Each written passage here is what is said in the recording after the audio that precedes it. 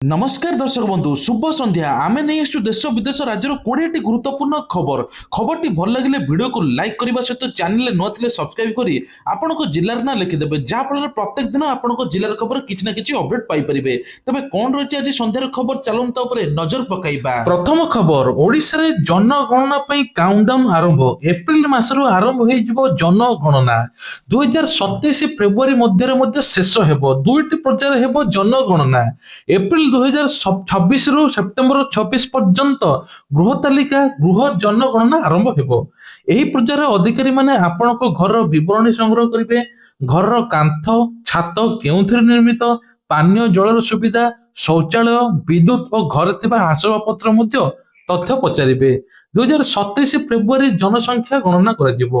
एही समय परिवार प्रतिटी सदस्यक नाम, बयस, शिक्षा, वृत्ति, धर्म और जाति संपर्कित सूचना संग्रह कराजिबो। एथर कागज पत्र कलम बदଳରେ मोबाइल ऐप माध्यम सब तथ्य संग्रह कराजिबो। एही जनगणना जाति संपर्कित तथ्य मध्य संग्रह करिबार संभावना अछि। प्रत्येक 1 लाख रु अधिक शिक्षक और सरकारी कर्मचारी एथिरे नियोजित हेबे। तेबे कुआ जाउछि जे जनगणना नेकी लोकसभा भवन उच्च स्तरीय बैठक समीक्षा होईछि।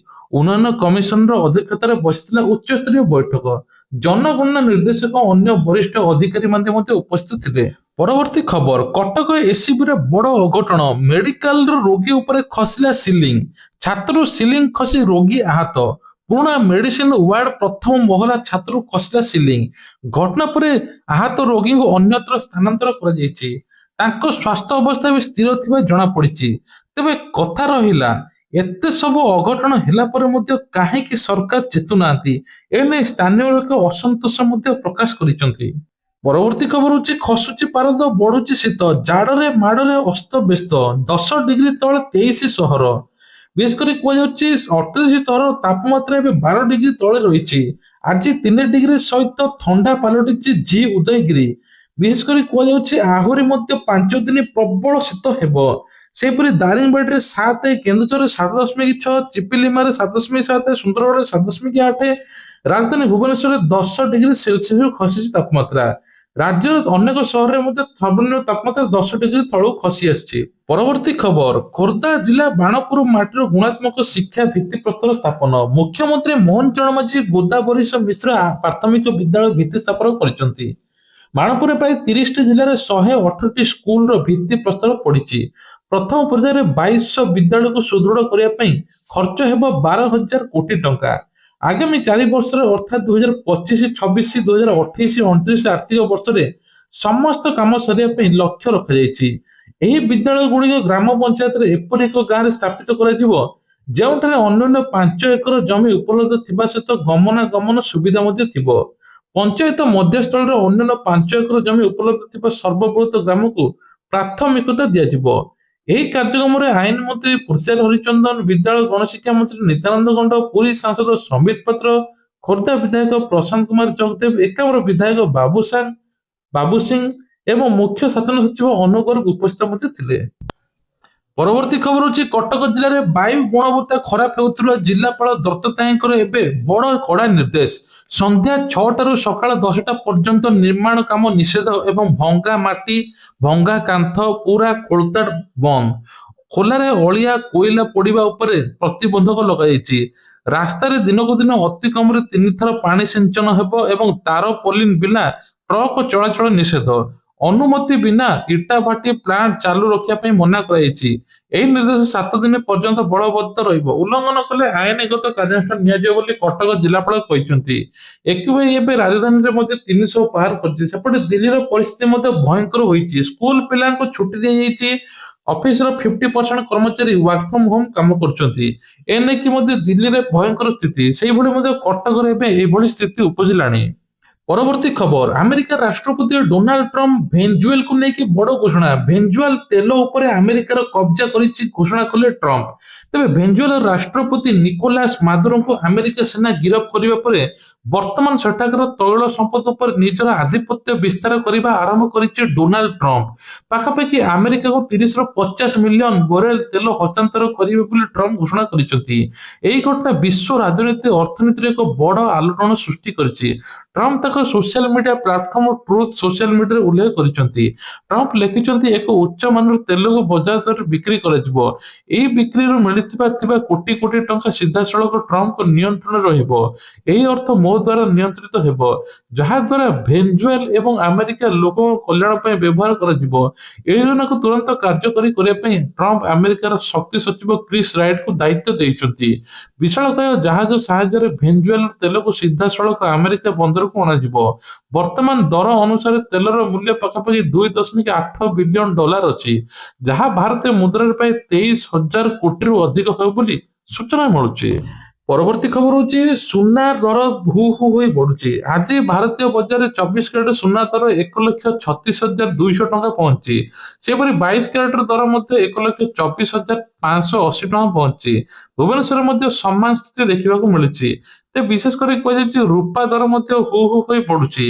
ଅନ୍ୟପଟେ ରୂପା କିଲୋ ମଧ୍ୟ 2,42,000 ମଧ୍ୟ ଛୁଇଁଲାଣି।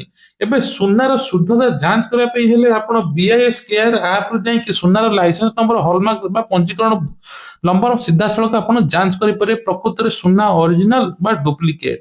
ପରବର୍ତ୍ତୀ ଖବର, ନବୋଦୟ ବିଦ୍ୟାଳୟରେ ଜଣ୍ଡିସ ବ୍ୟାପିବ ଘଟଣା। ଆସନ୍ତା 14 ପର୍ଯ୍ୟନ୍ତ ପିଲା ଘରକୁ ନେବା ପାଇଁ ନିର୍ଦ୍ଦେଶ। ତେବେ କୁହାଯାଉଛି ଯେ ଏବେ ବର୍ତ୍ତମାନ ଜଣ୍ଡିସ ଆକ୍ରାନ୍ତଙ୍କ ସଂଖ୍ୟା 81ରେ ପହଞ୍ଚିଲାଣି। ଏହାକୁ ଦେଖି ଆଖି ଆଗରେ ନବୋଦୟ ବିଦ୍ୟାଳୟ କେନ୍ଦ୍ର କମିଶନର ରାକେଶ ଲେଖାନି 7 ଦିନ ପାଇଁ ସ୍କୁଲ ଛୁଟି ଘୋଷଣା କରିଛନ୍ତି। ବିଦ୍ୟାଳୟକୁ ସମ୍ପୂର୍ଣ୍ଣ ସାନିଟାଇଜ କରାଯିବ, ପୁଣି ୱାଟର ଲେବଲ ଟେଷ୍ଟିଂ କରାଯିବ। ଖୋର୍ଦ୍ଧା ଜିଲ୍ଲା ସ୍ୱାସ୍ଥ୍ୟ ବିଭାଗକୁ ନିର୍ଦ୍ଦେଶ ଦିଆଯାଇଛି। ଡେପୁଟି କମିଶନର RK ବର୍ମା ମଧ୍ୟ ସୂଚନା ଦେଇଛନ୍ତି। ସ୍ଥିତି ସ୍ୱାଭାବିକ ହେବା ପରେ ନିଷ୍ପତ୍ତି ନିଆଯିବ ବୋଲି ଅଧ୍ୟକ୍ଷା କହିଛନ୍ତି। ବିଦ୍ୟାଳୟର ନିର୍ମାଣ ଚାଲୁଥିବାରୁ ଭୂତଳ ଓ ପାଇପ ଲାଇନ ଫାଟି ଜଳ ପ୍ରଦୂଷିତ ହୋଇ ଏଭଳି ସ୍ଥିତି ଉପୁଜିଛି ବୋଲି ସ୍ୱୀକାର କରିଛନ୍ତି ଅଧ୍ୟକ୍ଷା। ପରବର୍ତ୍ତୀ ଖବର, ଏବେ ହେବ 8ଟି ଲେନ୍ ରାସ୍ତା। ଏନେଇକି ସରକାର ବଡ଼ ଘୋଷଣା କରିଛନ୍ତି। ବଦଳିବ ଭୁବନେଶ୍ୱର ପୁରୀ NH ରାସ୍ତା। 6ରୁ 8ଟି ଲେନ୍ ରୋଡ ହେବ। କେନ୍ଦ୍ର ପରିବହନ ମନ୍ତ୍ରାଳୟ ପକ୍ଷରୁ ମିଳିଲା ମଞ୍ଜୁରୀ। ମୁଖ୍ୟମନ୍ତ୍ରୀ ମୋହନ ଚରଣ ମାଝୀ ଏନେଇ କେନ୍ଦ୍ର ପରିବହନ ମନ୍ତ୍ରୀଙ୍କୁ ଚିଠି ଲିଖିଥିଲେ। ତେବେ ଏହା ମଞ୍ଜୁର ହେବା ପରେ DPR ପ୍ରସ୍ତୁତ କାମ ଆରମ୍ଭ ହୋଇଛି। 6 ମାସ ଭିତରେ DPR ସରିବ, ତାପରେ ଟେଣ୍ଡର ଡକାଯିବ। ଟେଣ୍ଡର ଡକା ହେବାର 1.5 ବର୍ଷ ମଧ୍ୟରେ କାମ ସାରିବା ପାଇଁ ନିଷ୍ପତ୍ତି ନେଇଛନ୍ତି NHAI କର୍ତ୍ତୃପକ୍ଷ। ଏହି ଲେନ୍କୁ ଆକ୍ସେସ ମ୍ୟାଟ୍ କଣ୍ଟ୍ରୋଲ କରାଯିବ। ମନ ଇଚ୍ଛା ଆଉ NH କୁ ପ୍ରବେଶ କରିବେ ନାହିଁ। ପ୍ରବେଶ ପାଇଁ 4ରୁ 5ଟି ସ୍ଥାନ ରହିବ। ରାଜ୍ୟ ସରକାରଙ୍କ ସହିତ ଆଲୋଚନା କରି ଆକ୍ସେସ ମ୍ୟାଟ୍ କରାଯିବ। ଏନେଇକି ଭୁବନେଶ୍ୱର ପୁରୀ ଜନଗହଳି ରୋଡକୁ ଏବେ 8ଟି ଲେନ୍ କରାଯିବ ପାଖାପାଖି କୁହାଯାଉଛି। 6ଟି ଲେନ୍ ରାସ୍ତା ହେବ ସର୍ଭିସ ରୋଡ। ପରବର୍ତ୍ତୀ ଖବର, ଭୁବନେଶ୍ୱର ଏବଂ ଆଖପାଖ ଅଞ୍ଚଳର ପାନୀୟ ଜଳ ନିରାପତ୍ତା ସୁନିଶ୍ଚିତ କରିବା ପାଇଁ ଗୃହ ନିର୍ମାଣ ଓ ନଗର ଉନ୍ନୟନ ବିଭାଗ ପ୍ରମୁଖ ସଚିବ ଉଷା ପାଢୀ ଏବଂ ୱେଟକୋ ଦ୍ୱାରା ପାନୀୟ ଜଳ ସୁରକ୍ଷା ଯୋଜନା ସମୀକ୍ଷା କରାଯାଇଛି। ୱେଟକୋ ପରିଚାଳନା ନିର୍ଦ୍ଦେଶକ ବର୍ତ୍ତମାନ ଜଳ ଯୋଗାଣ ସ୍ଥିତି, ଚାହିଦା, ଯୋଗାଣ ବ୍ୟବସ୍ଥା ଏବଂ ଭବିଷ୍ୟତ ଭିତ୍ତିଭୂମି ବିକାଶ ଉପରେ ବିସ୍ତୃତ ଉପସ୍ଥାପନ କରାଯାଇଛି। ବର୍ତ୍ତମାନ BMC ଅଞ୍ଚଳରେ ଦୈନିକ ଜଳ ଚାହିଦା 304 MLD ଥିବାବେଳେ ଯୋଗାଣ କ୍ଷମତା 238.50 MLD ରହିଛି। ଏଥିମଧ୍ୟରୁ 65.50 MLD ଅଭାବକୁ ଭୂତଳ ଜଳ ମାଧ୍ୟମରେ ପୂରଣ କରାଯିବ। ମୁଣ୍ଡୁଳି, ପଳାଶୁଣୀ, ଚନ୍ଦ୍ରଶେଖରପୁର, ନହରକଣ୍ଟା, ଭୁଆଶୁଣୀଠାରେ 6ଟି ଜଳ ବିଶୋଧନ କେନ୍ଦ୍ର ମାଧ୍ୟମରେ ଜଳ ଯୋଗାଣ କରାଯିବ। ଚାହିଦା ଯୋଗାଣ ବ୍ୟବଧାନ ସୁଦୃଢ କରିବା ପାଇଁ ମୁଣ୍ଡୁଳିଠାରେ 130 MLD ପ୍ଲାଣ୍ଟ ଆସନ୍ତା 6 ମାସ ମଧ୍ୟରେ କାର୍ଯ୍ୟକ୍ରମ ହେବ ବୋଲି କୁହାଯାଉଛି। ତା ସହିତ ମଧ୍ୟ ଏଥର ସରକାର କହିଛନ୍ତି ଯେ ଆଗାମୀ 50 ବର୍ଷର ଆବଶ୍ୟକତାକୁ ପୂରଣରେ ରଖି ମୁଣ୍ଡୁଳି ମହାନଦୀରେ 1000 MLD ପାଣି ଉଠାଇବା 2ଟି ପର୍ଯ୍ୟାୟରେ ପ୍ରକଳ୍ପ ବିକାଶ କରାଯିବ। ପରବର୍ତ୍ତୀ ଖବର, ସ୍ୱାସ୍ଥ୍ୟ ବିଭାଗର ସମୀକ୍ଷା ବୈଠକରେ ମୁଖ୍ୟମନ୍ତ୍ରୀ ଗୁରୁତ୍ୱପୂର୍ଣ୍ଣ ନିଷ୍ପତ୍ତି। କେନ୍ଦୁଝର ଜିଲ୍ଲାରେ Ayushman Bharat digital mission pilot programme. ସବୁ ଜିଲ୍ଲା ମୁଖ୍ୟ ଚିକିତ୍ସାଳୟରେ DNB ପାଠ୍ୟକ୍ରମ ଆରମ୍ଭ। ବୁଧବାର ମୁଖ୍ୟମନ୍ତ୍ରୀ ମୋହନ ଚରଣ ମାଝୀ ସ୍ୱାସ୍ଥ୍ୟ ବିଭାଗର କାର୍ଯ୍ୟକ୍ରମ ସମୀକ୍ଷା କରିଥିଲେ, ଯେଉଁଥିରେ ମୁଖ୍ୟତଃ ସ୍ୱାସ୍ଥ୍ୟ ଭିତ୍ତିଭୂମିର ଉନ୍ନତିକରଣ ଉପରେ ଗୁରୁତ୍ୱ ଦିଆଯାଇଥିଲା। ତେବେ ବିଶେଷ କରି ସ୍ୱାସ୍ଥ୍ୟ ସେବା କ୍ଷେତ୍ରରେ ଗୁରୁତ୍ୱପୂର୍ଣ୍ଣ ନିଷ୍ପତ୍ତି ନିଆଯାଇଛି। ମୁଖ୍ୟମନ୍ତ୍ରୀ ନିଷ୍ପତ୍ତି ଅନୁଯାୟୀ ଆୟୁଷ୍ମାନ ଭାରତ ଡିଜିଟାଲ ମିଶନର କାର୍ଯ୍ୟାନ୍ୱୟନ ପ୍ରକ୍ରିୟା ପ୍ରଥମେ କେନ୍ଦୁଝର ଜିଲ୍ଲାରେ ପାଇଲଟ ପ୍ରୋଗ୍ରାମ ଭାବରେ ଆରମ୍ଭ କରାଯିବ। ପରବର୍ତ୍ତୀ ପର୍ଯ୍ୟାୟରେ ଏହି ସଫଳତାକୁ ଅନୁଧ୍ୟାନ କରାଯାଇ ସମଗ୍ର ରାଜ୍ୟରେ ସମ୍ପ୍ରସାରଣ କରାଯିବ। ଡିଜିଟାଲ ମିଶନ ଦ୍ୱାରା ଅଧିକାଂଶ ସ୍ୱାସ୍ଥ୍ୟ ସେବାକୁ ଏବେ ଆପାର୍ଟମେଣ୍ଟ ବୁକିଂ, ରେଫରାଲ ଏବଂ ଫଲୋଅପ୍ ବ୍ୟବସ୍ଥା ମଧ୍ୟ ରହିବ। ସବୁକିଛି ଡିଜିଟାଲ ମାଧ୍ୟମରେ କରାଯିବ। ଏହାଦ୍ୱାରା ରୋଗୀମାନେ ପ୍ରତୀକ୍ଷା ସମୟ କମିବ ଏବଂ ସ୍ୱାସ୍ଥ୍ୟ ସେବା ଭିତ୍ତିଭୂମି ସର୍ବୋତ୍ତମ ହେବ ବୋଲି ମୁଖ୍ୟମନ୍ତ୍ରୀ ମୋହନ ଚରଣ ମାଝୀ କହିଛନ୍ତି। ତା ସହିତ ଏଥିରେ ଡାକ୍ତରମାନେ ପ୍ରାକ୍ଟିକାଲ, କ୍ଲିନିକାଲ ଟ୍ରେନିଂ ସ୍ପେଶାଲିଷ୍ଟ ଏବଂ ରାଜ୍ୟରେ ଆୟୁଷ ଔଷଧକୁ ଲୋକପ୍ରିୟ କରିବା ପାଇଁ ଆୟୁଷ ଡାକ୍ତରମାନେ କେବଳ ଆୟୁର୍ବେଦିକ ଔଷଧ ହିଁ ଲେଖିବେ, କୌଣସି ପ୍ରକାର ଏଲୋପାଥିକ ଔଷଧ ପ୍ରେସ୍କ୍ରାଇବ୍ କରିବେ ନାହିଁ। ତା ସହିତ ଓଡ଼ିଶାରେ ଆୟୁଷ ଡାକ୍ତର ସେବାକୁ ଅଗ୍ରାଧିକାର ନିୟମ ପାଇଁ ଆୟୁଷ୍ମାନ ଆରୋଗ୍ୟ ମନ୍ଦିର ହେବ ବୋଲି କୁହାଯାଉଛି। ପରବର୍ତ୍ତୀ ଖବର 9ରେ ଏକାମ୍ର କାନନ ପୁଷ୍ପ ପ୍ରଦର୍ଶନୀ, 10ରେ ଖୋଲିବ ରାଜଭବନ। ସକାଳ ଓ ସନ୍ଧ୍ୟାରେ ସୁଲସୁଲିଆ ପବନ ସାଙ୍ଗକୁ ଘନ କୁହୁଡ଼ି, ଶୀତଦିନେ ରାଜଧାନୀରେ ସବୁଠି ଚାଲେ ବିଭିନ୍ନ କାର୍ଯ୍ୟକ୍ରମ। ତନ୍ମଧ୍ୟରୁ ପୁଷ୍ପ ପ୍ରଦର୍ଶନୀ ଅନ୍ୟତମ। ରାଜଧାନୀରେ ଏବେ ଅପେକ୍ଷା କରିଛନ୍ତି ବହୁତ ଲୋକେ। ସହର ଗଳିକନ୍ଦିଠୁ ଆରମ୍ଭ କରି ସରକାରୀ ବାସଭବନ ପର୍ଯ୍ୟନ୍ତ ରଙ୍ଗ ବେରଙ୍ଗର ଫୁଲର ସଜେଇ ହେବ। ବହୁ ସ୍ଥାନରେ ଫୁଲ ପ୍ରଦର୍ଶନୀ ସହିତ ପ୍ରତିଯୋଗିତା ଆୟୋଜନ ହୋଇଥାଏ, ଯେଉଁଠି ସାଧାରଣ ଲୋକ ଏହି ପ୍ରଦର୍ଶନୀ ଦେଖିବାର ସୁଯୋଗ ପାଇବେ, ଫୁଲ କିଣିବାର ସୁଯୋଗ ମଧ୍ୟ ପାଇବେ। ଏହି ଶୀତଦିନ ସକାଳେ ଆଞ୍ଚଳିକ ଉଦ୍ଭିଦ ଗବେଷଣା କେନ୍ଦ୍ର ଏକାମ୍ର କାନନ ପରିସରରେ ଜାନୁଆରୀ 9 ତାରିଖରେ ଫୁଲ ପ୍ରଦର୍ଶନୀ ଆରମ୍ଭ ହେବ। ମାଗଣାରେ ଏକାମ୍ର କାନନରେ ଫୁଲ ପ୍ରଦର୍ଶନୀର ମଜା ଉଠାଇ ପାରିବେ ସାଧାରଣ ଲୋକେ। ଲଭର୍ସ ପ୍ଲାଣ୍ଟ ଲଭର୍ସ ଆସୋସିଏସନ ବା ଆଞ୍ଚଳିକ ଉଦ୍ଭିଦ ଗବେଷଣା କେନ୍ଦ୍ର ମିଳିତ ସହଯୋଗରେ ଏହି ପୁଷ୍ପ ପ୍ରଦର୍ଶନୀ ହେବ। ପରବର୍ତ୍ତୀ ଖବର ଆସିଲା, ବଡ ଖବର, ପିଏମ ଆବାସ ଯୋଜନା 2.0 ଘର କିଣୁଥିବା ଲୋକଙ୍କ ପାଇଁ ମୋଦି ସରକାରଙ୍କର ବଡ ଉପହାର। ଶସ୍ତା ହେଲା ହୋମ ଲୋନ। ନିଜସ୍ୱ ଘର କିଣିବା ପାଇଁ ସ୍ୱପ୍ନ ଦେଖୁଥିବା ଲକ୍ଷ ଲକ୍ଷ ଲୋକଙ୍କ ପାଇଁ ମୋଦି ସରକାର ଏକ ଉପହାର ମଧ୍ୟ ଦେଇଛନ୍ତି। ପ୍ରଧାନମନ୍ତ୍ରୀ ଆବାସ ଯୋଜନା ବା PMAY 2.0 ଅଧୀନରେ ଘର କିଣିବା ପୂର୍ବ ଅପେକ୍ଷା ସହଜ ଓ ଶସ୍ତା ହେବ। ଏହି ଯୋଜନାରେ ଯୋଗ୍ୟ ଲୋକମାନଙ୍କୁ ହୋମ ଲୋନ, ଆକର୍ଷଣୀୟ ସବସିଡି ମଧ୍ୟ ଦିଆଯିବ। ବର୍ତ୍ତମାନ ମୁଦ୍ରାସ୍ଫୀତି ଯୋଗୁଁ ଘର କିଣିବା ନିୟମ ସାଧାରଣ ଲୋକଙ୍କ ପାଇଁ କଷ୍ଟକର ହୋଇପଡିଛି। ଏହି ପରିସ୍ଥିତିରେ ଆର୍ଥିକ ଦୁର୍ବଳ ମଧ୍ୟମ ବର୍ଗକୁ ସହାୟତା କରିବେ କେନ୍ଦ୍ର ସରକାର। ତେବେ କୁହାଯାଉଛି ଯୋଗ୍ୟ ଗୃହ ଋଣ ମାନେ ଏଥର 25 ଲକ୍ଷ ପର୍ଯ୍ୟନ୍ତ ହୋମ ଲୋନ ପାଇପାରିବେ। 1.8 ଲକ୍ଷ ପର୍ଯ୍ୟନ୍ତ ସୁଧ ସବସିଡି ମଧ୍ୟ ପାଇବେ। ତା ସହିତ ବାର୍ଷିକ ପାଞ୍ଚଟି ବାର୍ଷିକ କିସ୍ତିରେ ହିତାଧିକାରୀ ମାନେ ଲୋନ ଆକାଉଣ୍ଟ ସିଧାସଳଖ ଜମା କରାଯିବ। ଏଥିରେ ଋଣର ମୂଳ ରାଶି ସହିତ ମାସିକ EMI ଭାର ମଧ୍ୟ ହ୍ରାସ ପାଇବ। ରାସନ କାର୍ଡକୁ ନେଇକି ବଡ ଅପଡେଟ, 50,000 କାର୍ଡ ନ୍ୟାସନାଲ ଆଉ ମିଳିବନି ଚାଉଳ। ଏ ନେଇକି ସରକାର କହିଛନ୍ତି ରାସନ କାର୍ଡରେ କିଛି ଲୋକଙ୍କ ନାମ କଟାଗଲା, ଯୋଉମାନେ ମୃତ ହିତାଧିକାରୀ ଥିଲେ ତାଙ୍କ ନାମ କଟାଗଲା, ଯୋଉମାନେ EKYC କରିନାହାନ୍ତି ଅଯୋଗ୍ୟ ହୋଇଛନ୍ତି ତାଙ୍କ ନାମ ମଧ୍ୟ କଟାଗଲା। ପୁଣି ରାସନ କାର୍ଡ ଫେବୃଆରୀ ମାସକୁ EKYC ଡେଟ୍ ରଖାଯାଇଛି। ଏପର୍ଯ୍ୟନ୍ତ ଯୋଉ 15 ଲକ୍ଷ ରାସନ କାର୍ଡ EKYC କରିନାହାନ୍ତି ତୁରନ୍ତ କରାଇ ନିଅନ୍ତୁ।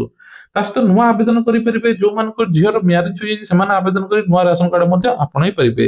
ତେବେ 15 ଲକ୍ଷ ନୂଆ ରାସନ କାର୍ଡ ଆବେଦନ କରାଯାଇଛି, ତାଙ୍କ ଭିତରୁ 9 ଲକ୍ଷକୁ ବଣ୍ଟାଯାଇଛି। ଆହୁରି ମଧ୍ୟ ସରକାର ବାଣ୍ଟିବେ ବୋଲି କୁହାଯାଉଛି। ଆର୍ଥିକ ସଚ୍ଛଳ ଯୋଉମାନେ ନାହାନ୍ତି ତାଙ୍କୁ 1,000 ଟଙ୍କା ସହାୟତା ମିଳିବ ରାସନ କାର୍ଡରେ। ପରବର୍ତ୍ତୀ ଖବର ହଉଛି, ଶ୍ରମିକଙ୍କୁ ମିଳିବ 3,000 ଟଙ୍କା। କେମିତି ମିଳିବ ଚାଲନ୍ତୁ ଜାଣିବା। ପ୍ରଥମେ, ଭାରତର ଲକ୍ଷ ଲକ୍ଷ କର୍ମଚାରୀ ବା ଶ୍ରମିକଙ୍କ ପାଇଁ ବୃଦ୍ଧାବସ୍ଥାରେ ସବୁଠୁ ବଡ ଚିନ୍ତା ହେଉଛି ଆର୍ଥିକ ସୁରକ୍ଷା। ନିୟମିତ ଆୟ ସାମାଜିକ ସୁରକ୍ଷାର ବୃଦ୍ଧାବସ୍ଥାକୁ କଷ୍ଟକର ଦୂର କରେ। ଏବେ ସରକାର କହିଛନ୍ତି ଯେ ଶ୍ରମିକମାନଙ୍କୁ 60 ବର୍ଷ ହେଲା ପରେ ତାଙ୍କୁ 3,000 ଟଙ୍କା ପେନସନ ମିଳିବ, ଯାହାଫଳରେ ଭବିଷ୍ୟତ ପାଇଁ ଯଥେଷ୍ଟ ବୋଲି କୁହାଯାଉଛି। ତ ବିଶେଷ କରି କୁହାଯାଉଛି 18ରୁ 40 ବର୍ଷ ବୟସରେ ଅଣସଂଗଠିତ ସାମିଲ ହୋଇପାରିବେ ନାହିଁ। ଯୋଗ୍ୟତା 15,000 ବା ତାଠାରୁ କମ ଆୟ ଯୋଉମାନେ ସେମାନେ କହିପାରିବେ, ଯେମିତି ବିକ୍ରେତା, ରିକ୍ସା ଚାଳକ, ଲୁଗାବାଲା ଶ୍ରମିକ, ଦୈନିକ ମଜୁରିଆ, କୃଷି ଶ୍ରମିକ, ଘରୋଇ ଶ୍ରମିକ, ବୁଣାକାର, କାରିଗର, ମତ୍ସ୍ୟଜୀବୀ, ଚମଡା ଶିଳ୍ପରେ କାର୍ଯ୍ୟରତ ଶ୍ରମିକ ମାନେ ଏଥିରେ ଅନ୍ତର୍ଭୁକ୍ତ ହୋଇପାରିବେ, ଯାହାଫଳରେ ସେମାନେ ପ୍ରତି ମାସରେ 3,000 ଟଙ୍କା ପାଇପାରିବେ ପେନସନ। ଏ ନେଇକି ଅଧିକ ଜାଣିବା ପାଇଁ ହେଲେ ଆପଣ ଜନସେବା କେନ୍ଦ୍ରରେ ଯାଇ ପଚାରି ପାରିବେ। ସେଭଳି ସୁଭଦ୍ରା ଟଙ୍କାକୁ ନେଇ ବଡ ଅପଡେଟ, ସୁଭଦ୍ରା 2ଟି କିସ୍ତି ମିଳିବ ଆସନ୍ତା ମାସରେ। ଏ ନେଇକି ଯୋଉମାନେ ସୁଭଦ୍ରା ଯୋଜନା ଆବେଦନ କରନ୍ତି ଆବେଦନ କରିପାରିବେ। ଯୋଉମାନେ 60 ବର୍ଷ ହେଇ ସେମାନେ ବାଦ ପଡିବେ, ସେମାନଙ୍କୁ ଭତ୍ତା ଟଙ୍କା ମିଳିବ। ସରକାର ଏପଟେ କହିଛନ୍ତି ଭତ୍ତା ଟଙ୍କା କଳାକାର ଭତ୍ତା ଟଙ୍କା 1,000 ଟଙ୍କା ବଢିଲା 3,000 ମିଳିଲା। 80 ବର୍ଷର ଉର୍ଦ୍ଧ୍ୱ ହିତାଧିକାରୀଙ୍କୁ 3,500 ମିଳିବ। ତା ସହିତ 60 ବର୍ଷର ହିତାଧିକାରୀଙ୍କ ଭତ୍ତା ଟଙ୍କା ଆଗକୁ ବଢିବ ବୋଲି କୁହାଯାଉଛି। ଇଏ ଥିଲା ଆଜିର ଦେଶ ବିଦେଶ ରାଜ୍ୟର ଖବର। ଯଦି ଖବରଟି ଭଲ ଲାଗିଥାଏ ଲାଇକ୍ କରିବେ, ଚ୍ୟାନେଲରେ ନୂଆ ଥିଲେ ସବସ୍କ୍ରାଇବ କରିବା ପାଇଁ ଭୁଲିବେ ନାହିଁ। ଜୟ ଜଗନ୍ନାଥ।